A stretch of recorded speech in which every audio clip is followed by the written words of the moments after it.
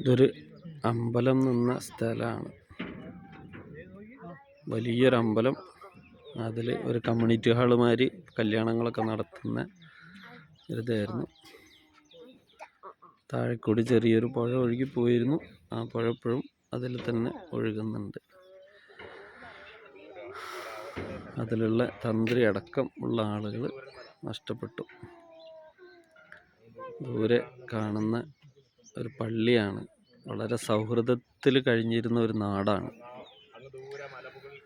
ആ പള്ളിക്കുള്ള സ്ഥലം കൊടുത്തത് ഇവിടുത്തെ അമ്പല കമ്മിറ്റിക്കാരാണെന്നാണ് പറയുന്നത്.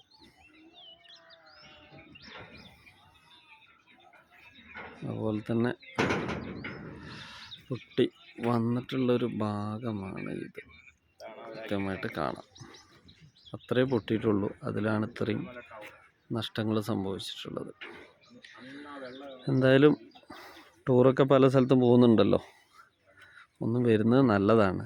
എന്താണ് സൗഹൃദം, എന്താണ് സ്നേഹം, മനുഷ്യൻ എത്ര നിസ്സാരരാണ്. അതിലുപരി ഒരു ഉരുൾപൊട്ടലൊക്കെ വന്നാൽ ജാതി എവിടെ ഉണ്ട്, മതം എവിടെ ഉണ്ട്, വർഗം എവിടെ ഉണ്ട്, വർണ്ണം എവിടെ ഉണ്ട്, രാഷ്ട്രീയം എവിടെ ഉണ്ട്, ഇതൊക്കെ തിരിയും. എല്ലാം മണ്ണിൻ്റെ അടിയിലുണ്ട്. ദൈവം കാത്തുരക്ഷിക്കട്ടെ എല്ലാവരെയും.